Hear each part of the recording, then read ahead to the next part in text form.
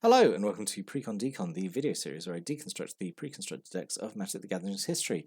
In this video we're going to look at the last deck from Innistrad, which is Spectral Legions, which is a white-blue deck. Let's dive in and start looking at the deck list.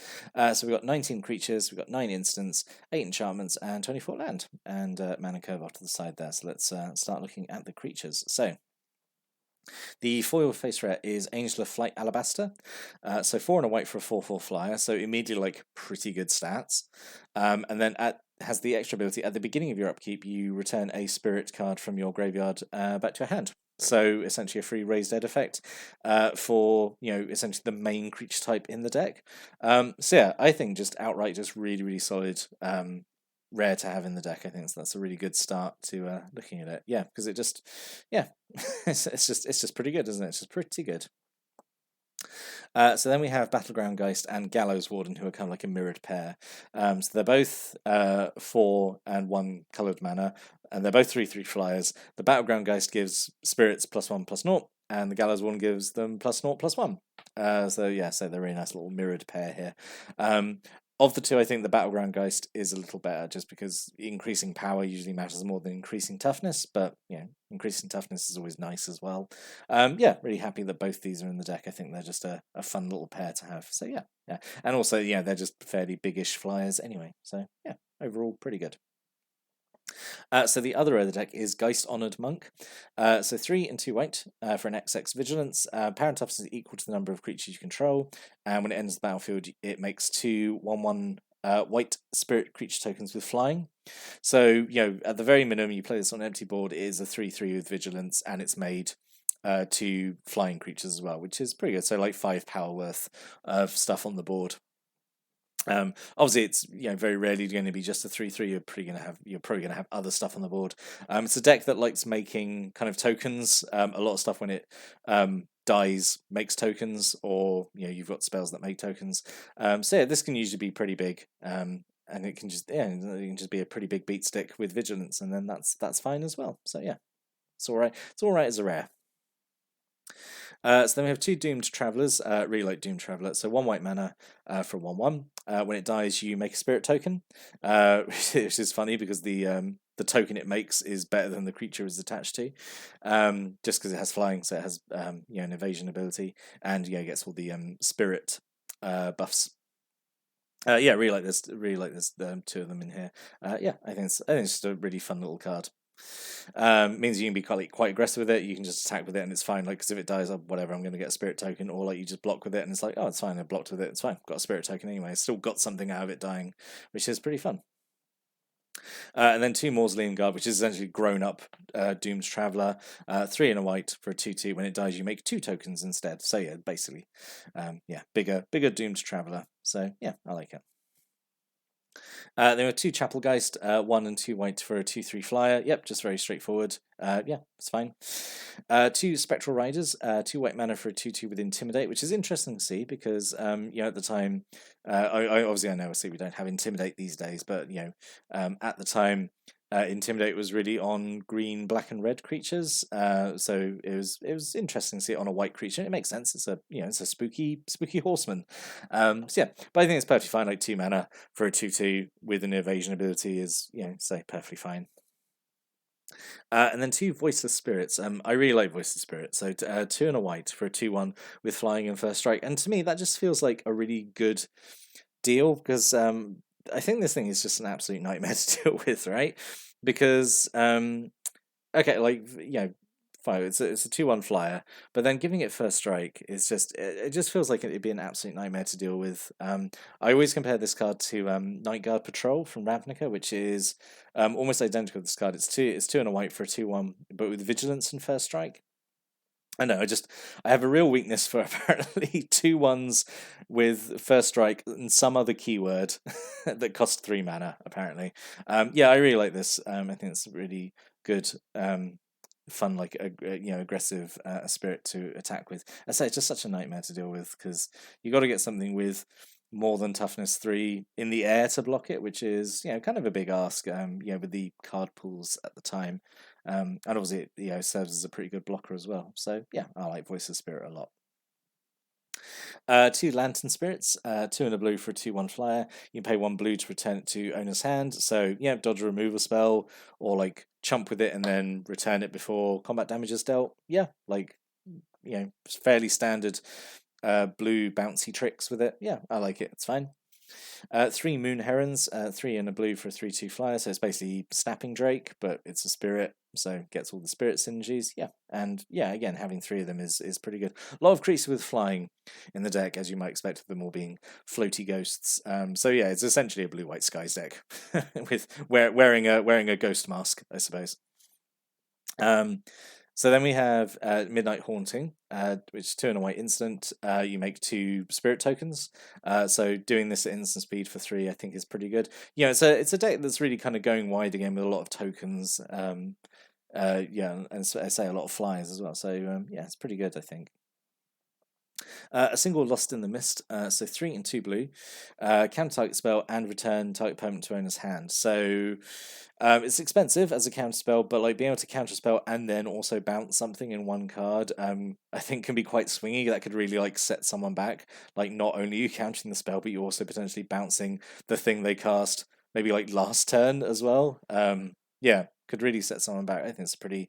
I say it's expensive, but I think it's pretty fun. A single negate to counter non-creature spells, and 2 unsummons to return creatures to owner's hand. So this is pretty fairly standard sort of blue bounce counter suite of stuff here. A single Moment of Heroism, which feels a little weird, just having just the one of them here, honestly. 1 and a white, target creature gets +2/+2 and gains lifelink under turn. I mean, it's fine, like, as a buff spell, but I always feel it's weird when there's just kind of, like, one of them. Always feel like there should be at least 2 for this kind of effect in the deck, but it's okay. It's okay.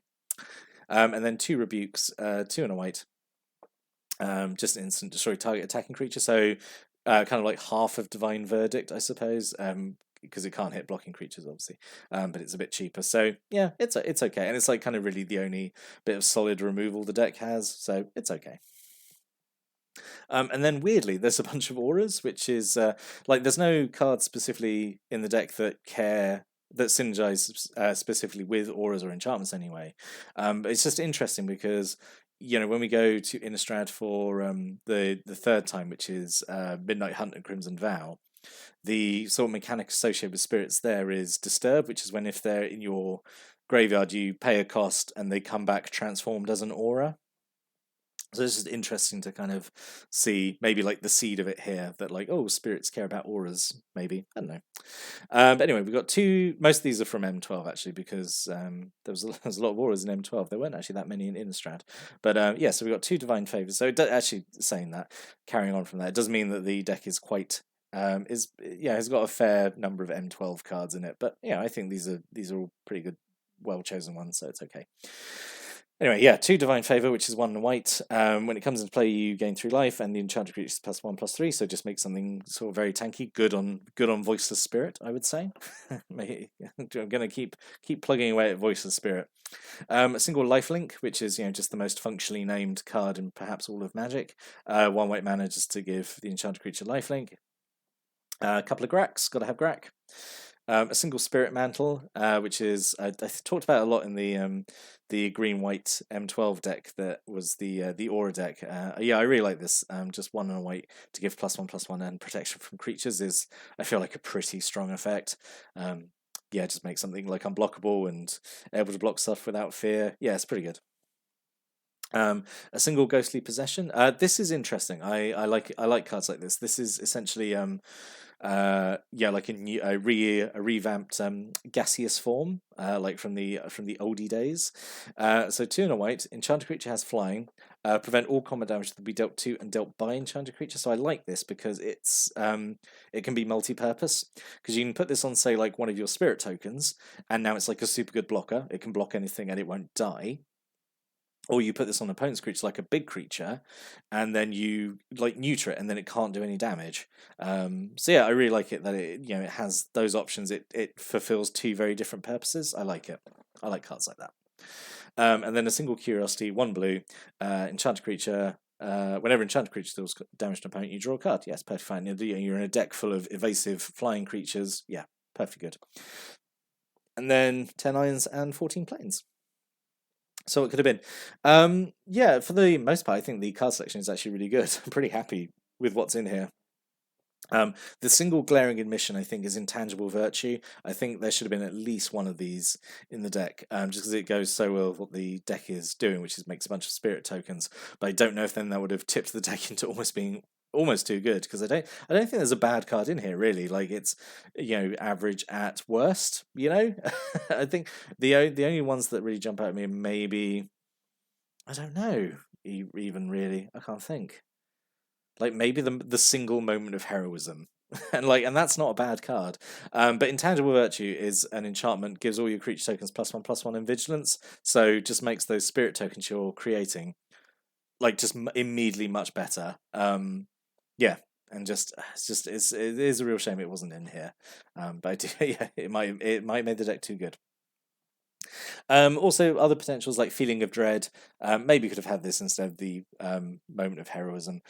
So 1 and a white, tap up to 2 target creatures, and you can flash it back for 1 and a blue. So 4 mana just to tap down 4 creatures would be all right. That would just kind of stop a combat for a turn, maybe. Yeah, it'd be all right.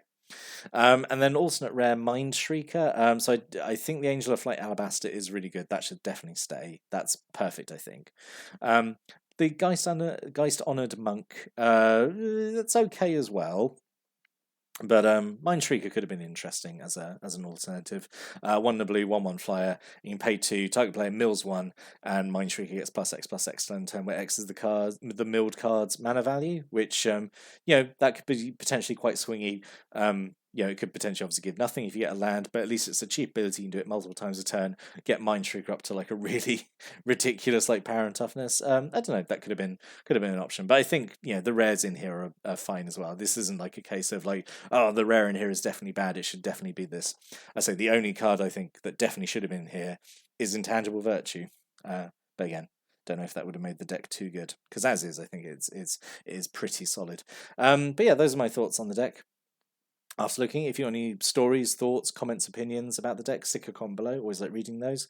But now we're done with Innistrad, or at least not Innistrad block. It's always annoying when like the set is the same name as the block.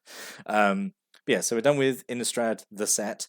So next video, we're going to move on to the Dark Ascension decks, which is going to be more of the same, more Innistrad, which is great because we like talking about Innistrad. It is a really, really fun block. I really do like it. But yeah, I'll see you next time. So thanks for watching, listening, and have a good day.